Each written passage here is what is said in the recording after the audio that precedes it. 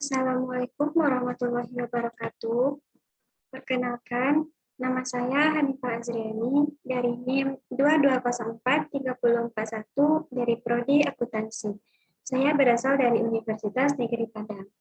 Baiklah, pada kesempatan kali ini, saya akan mempresentasikan tugas saya dari mata kuliah Hukum Bisnis dan Regulasi tentang kepailitan dengan dosen pengaku Ibu Dewi Febriani, SE, MSI.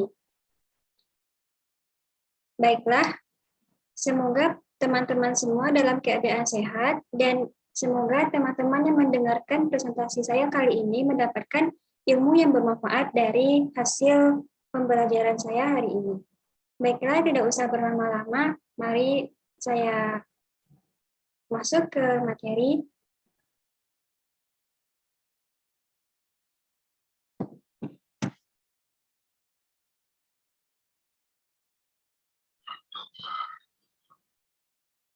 Sebelum memasuki ke materi selanjutnya, pembahasan yang akan saya presentasikan pada kesempatan kali ini adalah materi yang akan saya sampaikan. Yang pertama adalah tentang kepailitan, dan yang kedua adalah tentang penundaan kewajiban pembayaran utang atau disingkat dengan singkatan PKPU. Mari kita lanjut. Yang pertama kita masuk ke kepailitan. Sebelum menggali apa kepailitan itu, kita cari tahu dulu nih apa pengertian dari kepailitan itu sendiri. Kepailitan berasal dari kata pailit yang artinya adalah debitor dalam keadaan berhenti membayar hutang karena tidak mampu. Sedangkan menurut pasal 1 angka 1 Undang-Undang Nomor 37 Tahun 2004, kepailitan adalah sita umum atas semua kekayaan debitor pailit yang pengurusan dan pembalasannya dilakukan oleh kurator di bawah pengawasan hakim pengawas. Lanjut. Asas-asas dari kepailitan itu terdapat 4 asas ya teman-teman. Yang pertama yaitu ada asas keseimbangan. Maksud dari asas keseimbangan ini adalah mengatur perwujudan dari asas keseimbangan itu sendiri. Dan yang kedua adalah asas kelangsungan usaha. Maksud dari asas kelangsungan usaha ini adalah terdapat ketentuan perusahaan debitor yang prospektif tetap dilangsungkan.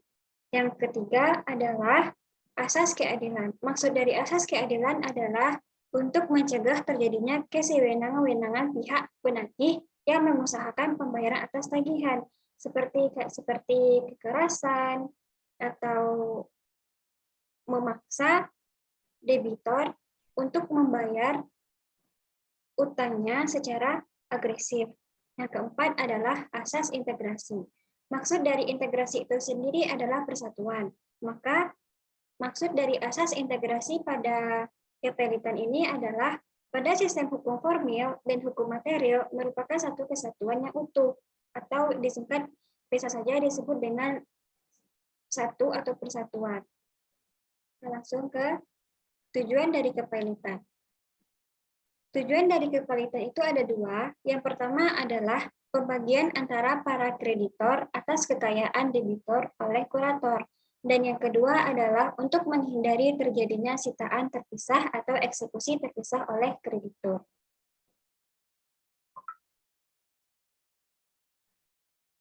Dan kita masuk ke dasar hukum kepailitan. Yang pertama, dasar hukum kepailitan itu ada pada Undang-Undang Nomor 37 Tahun 2004 tentang kepailitan dan penundaan kewajiban pembayaran. Yang kedua, ada di Undang-Undang Nomor 40 Tahun 2007 tentang perseroan terbatas. Dan yang ketiga, ada pada Undang-Undang Nomor 4 Tahun 1996 tentang hak tanggungan Undang-Undang Nomor 42 Tahun 1992 tentang jaminan fidusia. Dan yang keempat, ada pada pasal yang terdapat dalam Kitab Undang-Undang Hukum Perdata atau disingkat dengan BW, yaitu pasal 1131-1134.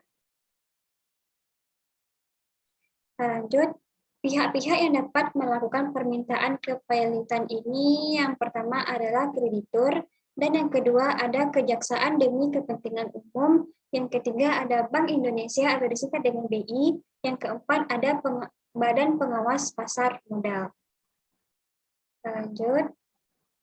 Kita lanjut ke materi kedua, yaitu tentang penundaan kewajiban pembayaran utang atau disingkat dengan PKPU. Penundaan kewajiban pembayaran utang atau PKPU adalah suatu periode waktu tertentu yang diberikan oleh undang-undang melalui putusan pengadilan niaga. Dalam periode waktu tersebut, kepada kreditor dan debitor diberikan kesepakatan untuk memusyawarahkan cara-cara pembayaran utangnya tersebut. Bisa seperti cara untuk berdamai. Kedua, dasar hukum PKPU ini didasari oleh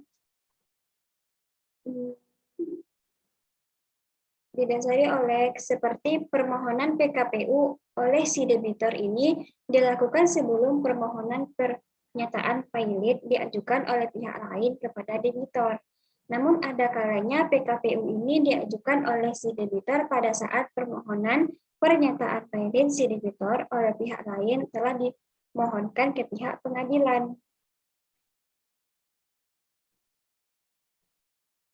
Nah, yang ketiga, akibat dari PKPU ini yang pertama, Badan Pengawas Pasar Modal atau BAPEPAM dalam hal debitor adalah perusahaan efek, bursa efek, lembaga clearing dan penjaminan, lembaga penyimpanan dan penyelesaian.